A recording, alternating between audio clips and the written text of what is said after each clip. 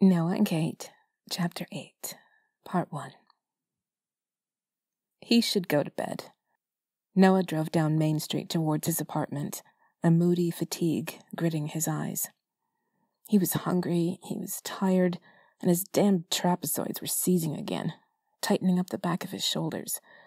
These overnight shifts were beginning to take a toll on him.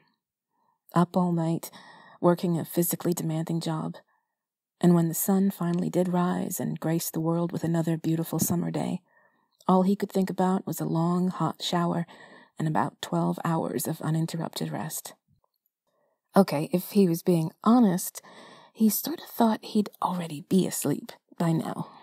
Only in Kate's bed, in the cabin. After having won her over with that smooth move up against the wall and his irresistible charm. Sure, he was tired, but he'd always find the energy for sex. Especially with Kate. He had climbed into his truck to head home, but had paused with the keys in the ignition as he'd caught sight of her leaving the store. He'd watched, almost transfixed, as she'd waved her goodbyes to Paige and the older ladies and set off down the street, her face bright and glowing with excitement. It had made his heart hurt a little, seeing that rarest of all emotions, happiness, bloom across her features and bring out her true beauty. She was radiant when she was happy, her face flushed and her eyes bright. Even her hair seemed to bounce around a little more joyously, waves of it sliding off her shoulders as she moved. The urge to touch her, to just touch her, to let two fingers drift down the skin of her arm or skim across the back of her hand had been almost overwhelming. But of course he hadn't. I don't want to waste my time. He hadn't been prepared for such a blunt rejection.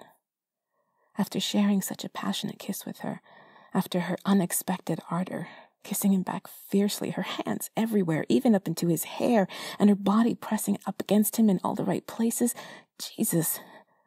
Clearly, she was as hot for him as he was for her, but the difference was, and it was a big, throbbing, obnoxious difference, he actually liked her. Always had. He pulled up in front of his place, a modern duplex that hadn't seen an upstairs tenant since last summer, when a vacationing family had taken it for a few weeks. Normally, he appreciated being the only one in the building, since it made sleeping during the day a little easier.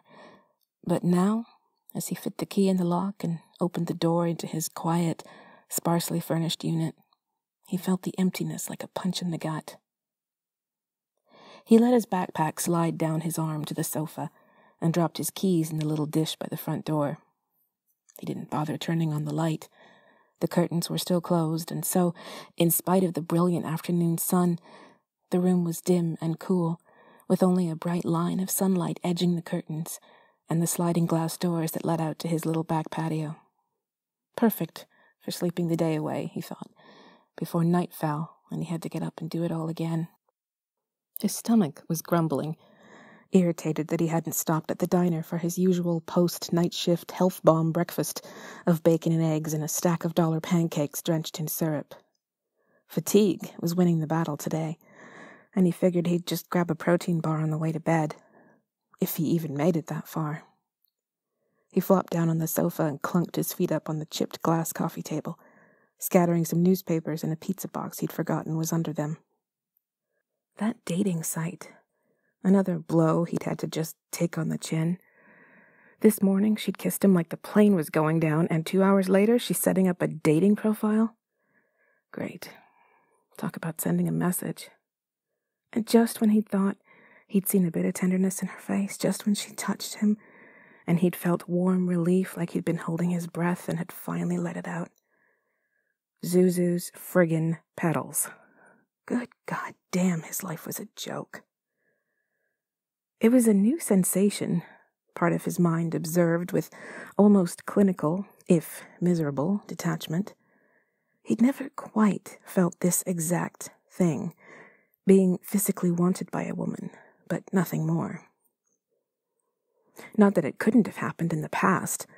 For all he knew, a few of the women he'd dated could have been looking for a simple roll in the hay with a hot guy and nothing more. In general, though, the girls he'd liked had always liked him back.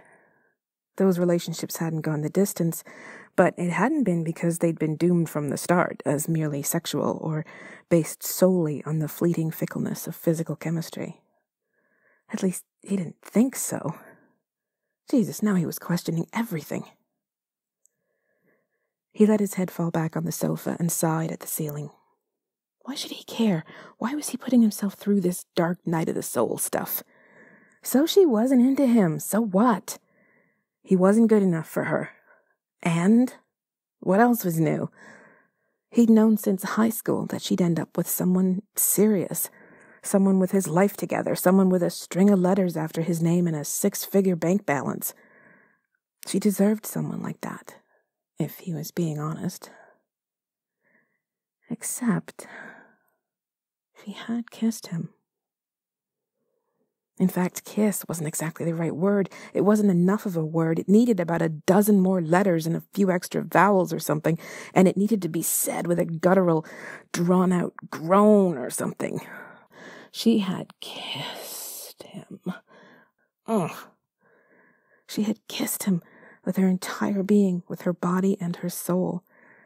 One minute, she was no-nonsense Katie Malone, hands on hips, blinking at him for an explanation. The next, she'd been a white-hot flame in his arms, hands all over him, breasts pressed against him, her mouth taking his with a fierceness, a ferociousness. Jesus, even thinking about that kiss was making his jeans a little too tight across the crotch. How could someone kiss you like that, and then insist they wanted nothing more to do with you? The question barged into his reverie like it was tapping its foot and waiting for an answer. Well, how could someone be so passionate and dispassionate at the same time? Feeling that heat explode from her, feeling this passionate young woman all but ignite in his arms, it was the closest he'd ever come to having a no-touch orgasm, standing right there in the kitchen, up against the 1970s wood paneling walls. Thank God he hadn't. She would have been horrified by that display of neediness and, well, yes, abject adolescent lust. Serious men didn't come in their pants over one kiss. But damn, it had been close. Jesus. It just wasn't possible to be so cavalier about desire like that, he thought. At least it wasn't for him. Whether his past relationships had lasted a few weeks or a few years, whether they had ended amicably in friendship or had crashed and burned like a Taylor Swift song, there had always been that solid foundation of passion and heady euphoria, and that in love with being in love feeling, at least at the beginning. He didn't think he'd ever actually been in love with any of his previous girlfriends, because the infatuation stage had only ever settled into a kind of lingering fondness for them, and not much more. And he was fairly sure they all felt the same way about him. But in that honeymoon stage, well, he just couldn't imagine feeling nothing for someone he was kissing, caressing, touching, exploring, tasting, consuming, possessing. And even though she'd only been here a couple of days, he'd already started to believe that she felt the same way. Jesus, Kincaid. No, she didn't. She absolutely didn't. She'd even said as much, you fool. His stomach rumbled again, more insistently this time, but he didn't move. They were not the same. They never had been. Oil and water, she'd said. What she'd meant was, I'm a Mercedes, and you're just the grease monkey under the hood. I don't want to waste my time. In the name of her business, he thought, warming to this new indignation. Zuzu's petals. Jesus, could the universe send him a bigger sign, possibly? Maybe in neon? This woman is not for you, Kincaid. She'd flat out said It's a Wonderful Life was her favorite movie, and, oh, he just bet it was. Poor old sap George giving up absolutely everything for everyone else, so that a woman who cared more about her childhood dreams than her husband's soul would smile patiently at him and keep having more kids. To hell with it, he said aloud. swinging his feet off the coffee table to go satisfy his stomach, if nothing else. As he sat forward, he knocked his backpack off the sofa, spilling some of the contents onto the floor. A little corner of bright pink peeked above the lip of the bag, taunting him. He shouldn't read any more, not while he was feeling like this, all hungry and angry. Hangry, wasn't that what they call it now? And not when there was little point in ferreting out any more of young Miss Malone's secret desires. He'd struck out twice now, doing exactly what she'd said she wanted him to do. Granted, she'd said this 15 years ago, but still, did hearts really change that much with time? Hearts. Listen to him. He really needed to get something to eat. Low blood sugar was turning him into a sap, and a grumpy one. He reached down and lifted the diary out of his bag, sitting back against the sofa to look at it in the pale shaft of light slanting in from the gap in the curtains. He turned it over in his hands, wondering if he should just run it back up to the cabin and just put it back. No harm, no foul. Then he could forget all about Katie Malone and her wonderful life. He opened it idly, letting his thumb flip through pages of different colored writing and a few yellowed newspaper clippings about Johnny Depp and some other movie star he didn't recognize. He paused at a crumbling newspaper ad for a Goo Goo Dolls concert in the city, which had featured the band's typical promotional photo, the one in the poster that had adorned his bedroom wall that year. The song Slide began to play in his head. Oh, May, put your arms around me. What you feel is what you are, and what you are is beautiful. Ignoring the earworm, he flipped past it to another page and read about her sorrow at having had to miss the show. Her mom had been drinking again that night and hadn't been able to drive her to the concert like she'd promised. She hadn't let her take a bus into the city by herself either. Teenage tears and angst and railing at the universe about how unfair everything was. Except, he thought with a pang, in her case it had actually been true. Her mother had been a troubled person, and Katie May had always seemed to be taking care of her, not the other way around. He wished he'd known about that concert, he thought with a pang of tenderness. He could have gone with her, kept her safe. Oh, May, do you want to get married or run away? He turned a few more pages, taking in the girly handwriting, baffled as ever by how much girls really did like pink, and drawing flowers instead of dots in the letter I, or hearts, so many hearts. An entry in dark blue ink stood out from the rest, and a particular title within the text caught his eye. I stayed over at Paige's last night to help her wrap the rest of her Christmas presents. Her family always does so many presents, it blows my mind. She says her mom just likes going overboard, but I think she really does too. She must have bought Noah about 1,000 things. It was kind of cool, wrapping up tube socks for him, knowing they'd be going on his feet. Is that gross or weird? I don't want to be gross or weird.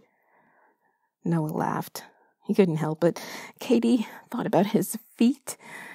Okay, he wasn't going anywhere near that one. Besides, he'd already tried playing footsie with her in the bottom bunk, and she'd just about murdered him. Afterwards, we watched It's a Wonderful Life, and I couldn't help it. I started crying at the end when the whole town was there to help George with the bank guys. And of course, that's when Noah came in the room and laughed at me, calling it a stupid movie, and Paige got mad at him for being so rude. I think she might be regretting those tube socks. Now this he remembered. Clearly, he'd come home from a hockey game and found Katie and Paige sitting amongst a pile of wrapped presents, shushing him because It's a Wonderful Life was ending and they didn't want to miss the part with the bell. Katie had taken his breath away, sitting there in a pair of satiny, rose-colored pajamas, her long hair loose and lustrous over her shoulders. He'd had to think of something to say, something other than, God, Katie May, you're gorgeous. And so he'd made some dumb comment about the movie and made Paige yell at him. I don't care if Noah thinks it's a stupid movie. I love it. I think I must know every line by heart now, but I don't care. I just love watching it whenever it comes on TV. It would be a dream come true to have a house like hers, with the big fireplace and the piano and the staircase with the loose newel post and all those kids thundering around and making noise and playing the piano badly. It just looks so homey. Maybe I'll have that one day. For now, I have the movie, at least. It's the best part of Christmas for me. Noah groaned. Jesus, even at 15, she was already Miss Good Housekeeping 1953. Next, she'd be going on about how much she'd just love to have a frost-free Frigidaire. He looked up at the ceiling again, leaving the diary open on his lap. He should just go put it back, he thought. Everything he'd read so far had either resulted in a bit of a disaster or was making him realize that maybe she was right. Maybe they were just too different, even for a summer fling. Because that's all it could be. He was leaving at the end of September. Wouldn't be back until after the new year, at least, if ever. And there wasn't much hope of having some sexy summer fun with someone whose ambitions were the exact opposite of his. She'd probably spend their whole time together trying to convince him not to go. There might even be tears and ultimatums and ugly scenes. They might end up hating each other. And that was the last thing he wanted. Paige had been right. Katie Malone was off limits. He hadn't taken things too far yet, and she herself had said she didn't want to waste her time with him, so there, it was mutually agreed.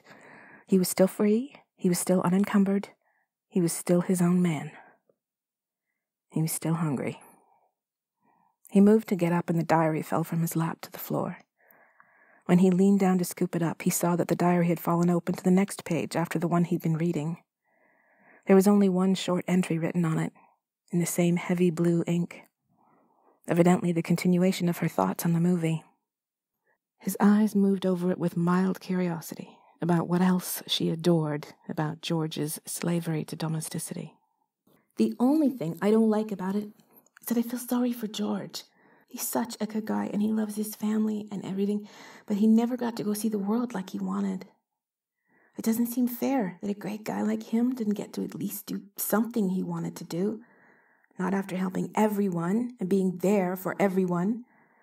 Unlike his brother Harry was some great guy, going off and getting married without telling anybody before he came back home, to a girl whose dad wanted him to work in his factory.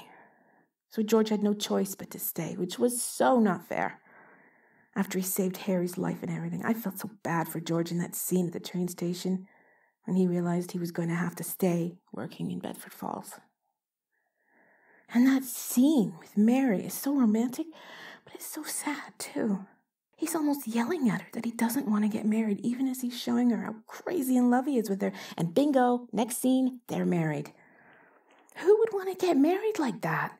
With your husband practically crying about how much he didn't want to, and how he wanted to see the world. I didn't like Mary very much after that scene, though I would never tell anyone that. At least George's so sweet in the end and so happy. It's easy to believe he came to terms with everything, but, he could have been just relieved he wasn't going to jail. I don't know. I just feel sorry for him. Good guys like him deserve to get what they want, too. Noah closed the diary.